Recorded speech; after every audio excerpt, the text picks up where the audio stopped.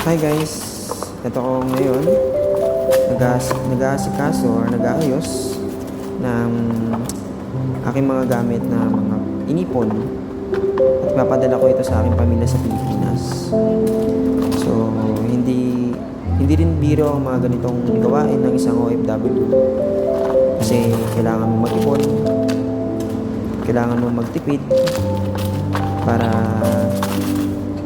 makompleto mo ito o para magawa mo ito. Kung tutuusin is hindi to biro, hindi rin siya ganun kadali pag-ipunan, pero kung may disiplina ka rin sa iyong sarili, magagawa mo ito.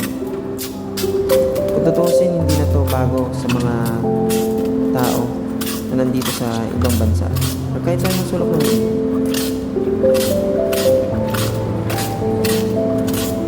Nakakatuwa lang isipin, no, na kahit anong ginagawa mo sa pang-araw-araw, nagagawa mong magtipid, nagagawa mong unahin yung mga bagay o mga tao sa paligid mo o pamilya mo bago yung sarili mo.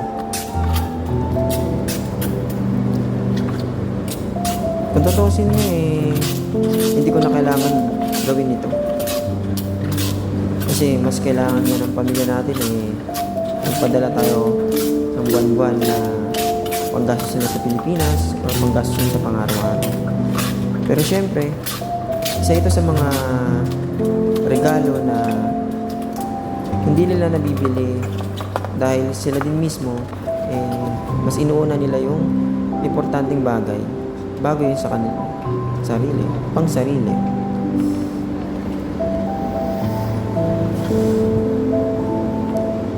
So yun na nga guys, sinusulat ko na yung address ng papadalahan ko. Syempre yung receiver ko, syempre yung nanay ko. O nga pala guys, November 1 na nga pala ngayon. Pesta ng mga patay.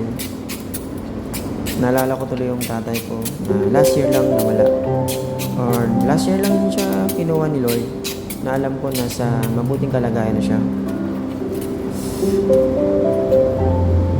Alam ko na proud na siya sa akin ngayon kasi dati akala ko din sa sarili ko na wala akong mararating, wala akong mapupuntahan. Pero ito ako ngayon, nagbabaka sakali dito sa ibang bansa. Miss na miss ka na namin. Alam ko sa muling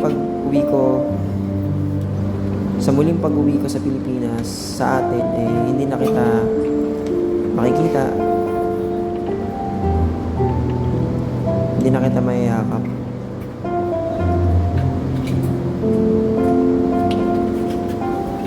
Pero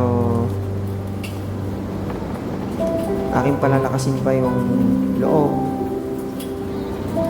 para sa mga naiwan mo.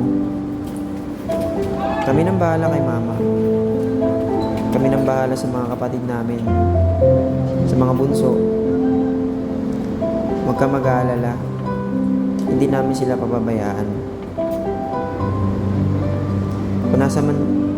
Kung nasan ka man ngayon pa, sana'y masaya ka na at alam kong okay ka na dyan.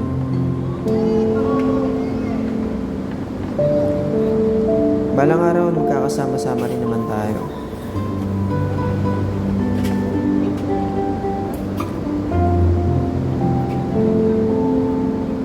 Balita ko, bisitahin ka nila bukas. Actually, mamaya. Kasi ika-1 ng November.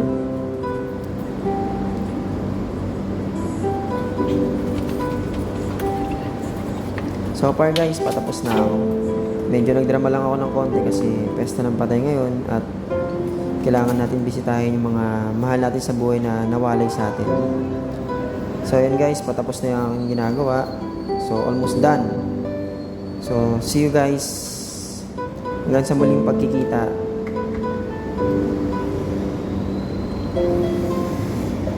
Bye!